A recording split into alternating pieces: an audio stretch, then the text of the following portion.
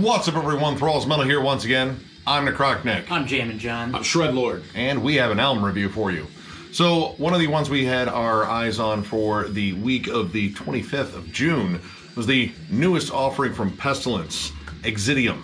I think that's how you pronounce that. There's a lot of V's in the place of U's. I hate that shit.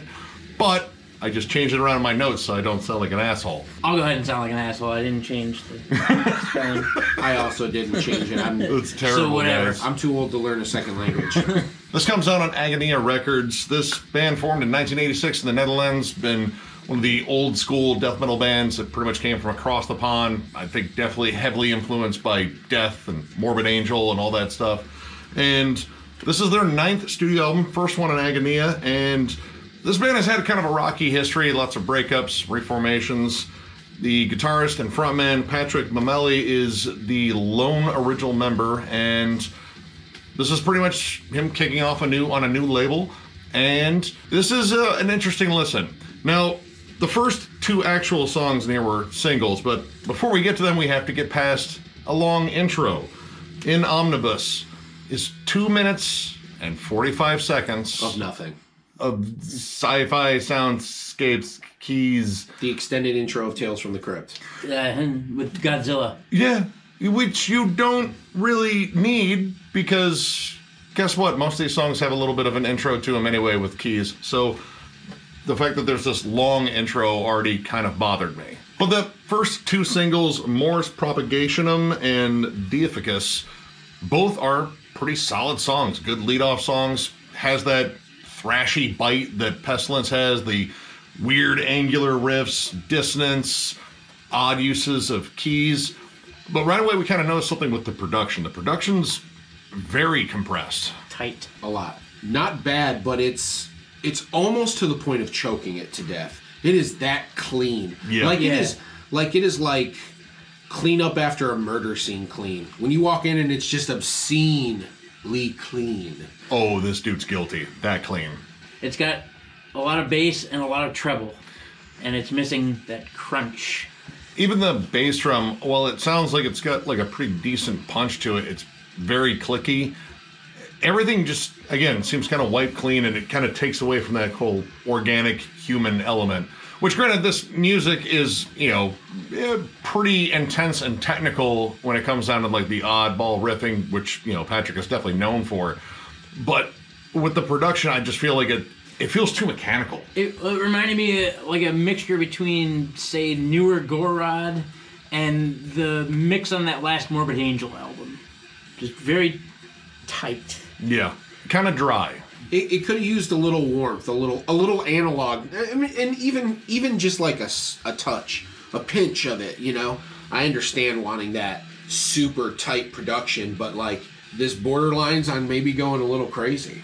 I mean, you get a little bit of, I guess, warmth, but that's mostly, I think, from the keys. The keys seem to have the most warmth, but they're not like on every single track, on every single moment. It's mostly just, accents. Big, accents or big lush intros and such. So the rest of it is very dry. But again, the riff work is what usually draws me to Pestilence. I like a lot of their lead work. I think their song structure is really good, but those riffs in particular, Patrick kind of has his own thing going there. It's kind of taking the roots, like that early thrashy death metal like Death and Possessed, and kind of putting his own technical sci-fi-ish spin on it. And I've always liked that about Patrick's style. It makes Pestilence songs stand out. Now, the one thing I noticed about the guitar playing is, number one, the riffs had a lot of heft to them. While they didn't have a lot of crunch, like maybe some of the older thrash, it definitely had some weight to it. A lot of bass, like you said, John. Mm-hmm. Yeah. But the thing that stood out in my mind was they have this cool kind of blend. It's a unique blend of their lead styles. And basically what it is you have, I believe it's both of these guys. Yep. That's what I was told by these gentlemen here. You have one guy that's almost like more of a fusion player, a lot of half-step, quirky, cool, unique phrasing type stuff that you'd see more in like fusion metal kind of stuff. And then you have the guy who's kind of just from that old school thrash, Kerry King, Jeff Hanneman style of leads. And that was an interesting blend together. A good example of a real hefty riff is found in the song Sempiternus. I think I said that right? Yeah. Great. And if you didn't, And if I didn't, You tried. If I didn't, I tried. We all took Latin today. We all Yep. failed.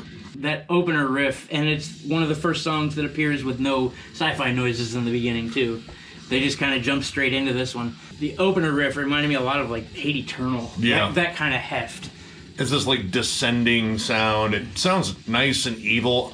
I couldn't help but to think of it with like just different production, how much heavier that could have sounded. But it still sounds really good. It's a creative riff, and it was nice for them to kind of break away from the thrashy material, because the earlier stuff, it kind of screamed a little bit more like thrashy and upbeat. It's like, okay, this hopefully isn't the gear of the entire album, and luckily it isn't. There's plenty of groove on here, especially Inficient, which honestly reminded me a lot of early Meshuggah, like Contradictions Collapse and the Nun EP. Like, it has that groove, that kind of interesting syncopated chug. Yep. And, you know, it was just a nice little break from, you know, the thrashier stuff, which kind of makes up about the bulk of this. Like if John Tardy sang for early Meshuggah. Yeah. Yeah, he did. You know, Patrick does have that sort of John Tardy, you know, he kind of embellishes a little bit. You gotta add a little extra bleh on there. Yeah, and why shouldn't you add extra blah? Because it's free. Yeah. And if it's a free add-on, why don't you add it? That's a no-brainer right there. The market is still really good for bleh right now. Invest in bleh. One of my favorite tracks off this album is Internecium. Tried.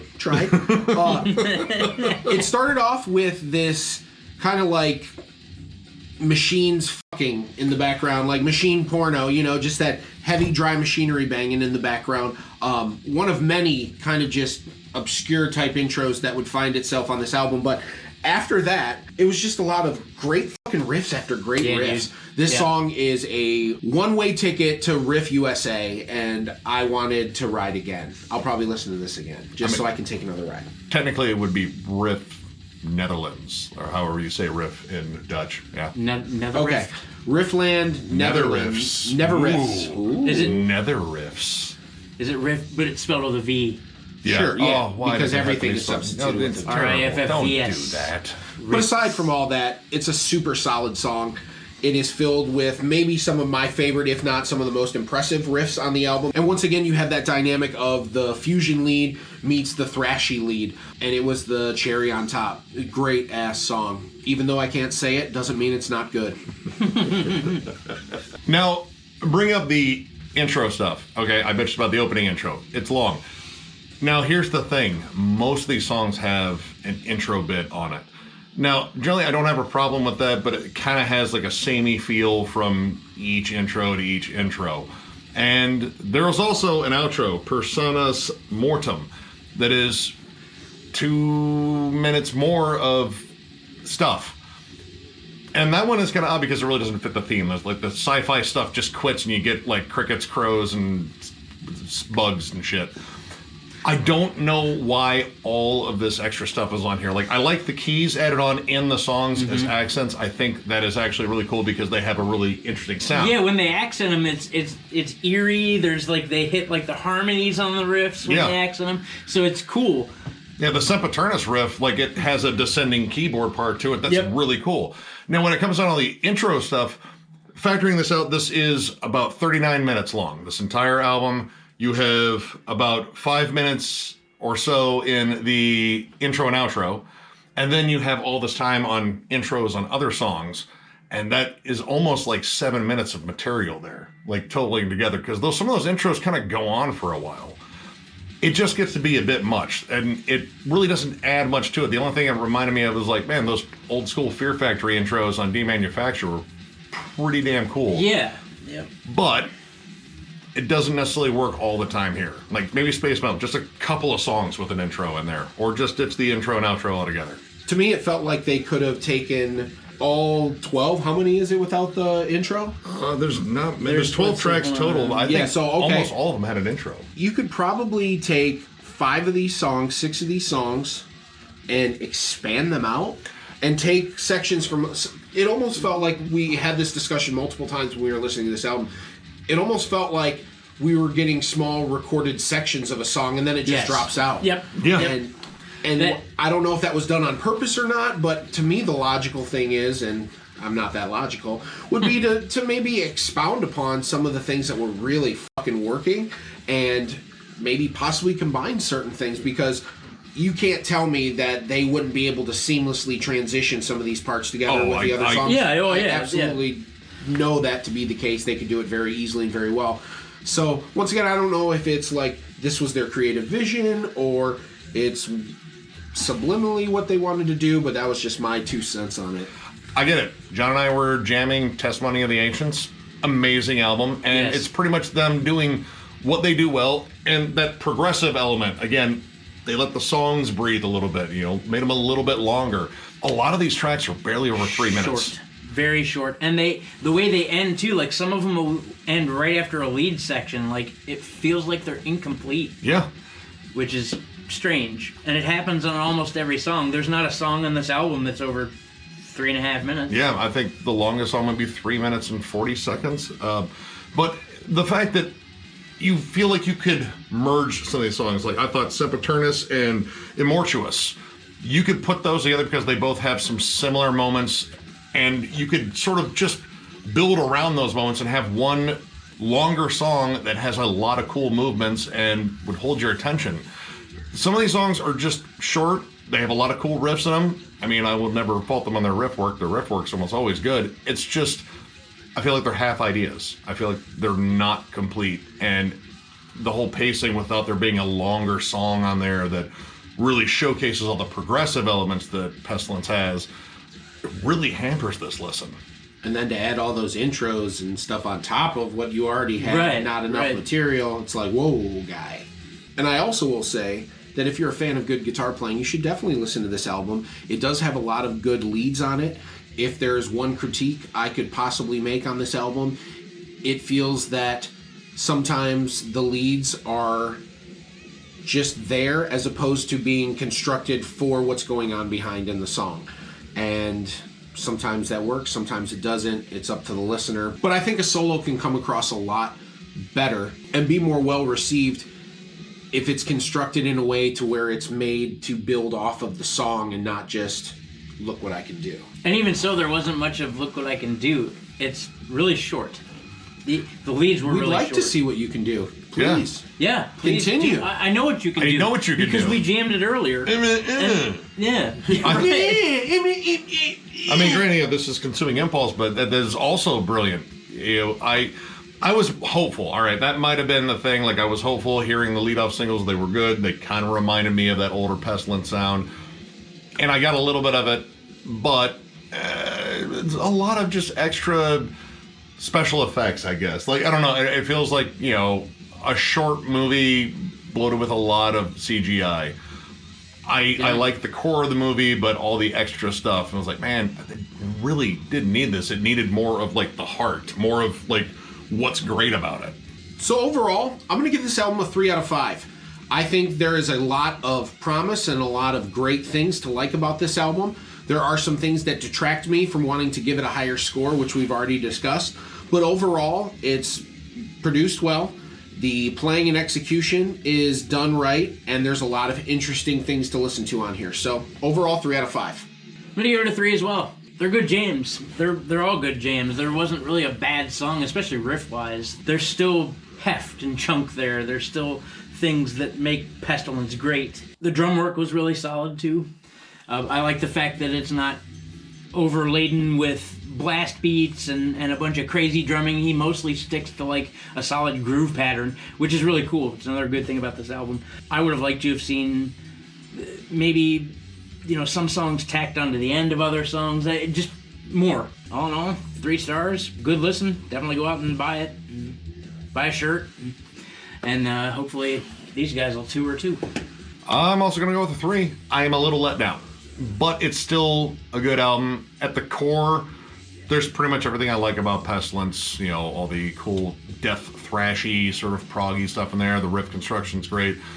Solid musicianship across the board. Yeah. But the fact that I feel like so much was potentially left on the table or was just organized kind of oddly. Like, again, some of these songs, I feel like you could have just slapped them together and they would fit like Legos. But that isn't what we got. And I think we got a lot of extra stuff on there with the intros and such. I want to hear like another great album from this band because, again, their early stuff is absolutely amazing. And there's just a little bit of it still here. And I know the lineup has changed around a lot over the years, but I know it's there. I want to hear it come out more. And this satisfied an itch for like 5 minutes and then it's itching again. So yeah, I'd still recommend getting this. I have this on pre-order. I got it with a big flag, and I'm glad I got it. So I'm, still gonna jam this one. Am I gonna jam the older stuff more? Probably, but this was still a pretty good album. So if you enjoyed this review, give it a thumbs up, and if you are new to the channel, subscribe, because we do stuff like this all the time. Also, we are on Patreon. If you would like to help us out there, there will be a link below in the description. And we have t-shirts available. And if you would like to get a t-shirt, just get a hold of us at thrallsofmetal@gmail.com and send us a message with the word shirts, preferably in big letters, up in the subject, and we will get back to you and hopefully sell you a shirt, because we would love to see you all in Thrall shirts, because we look pretty decent in them. Yeah. Not really, but they're not. And we also want to dress you up in our love all over your bodies. For an extra $5, you can get a shirt pre-worn by Necrotic Nick. I have a particular odor. So if any of that entices you, especially that last part, I have a lot of questions, but if you guys would like to help us out with any of that stuff, please do. And with that, we thank you for watching, and we will catch you later.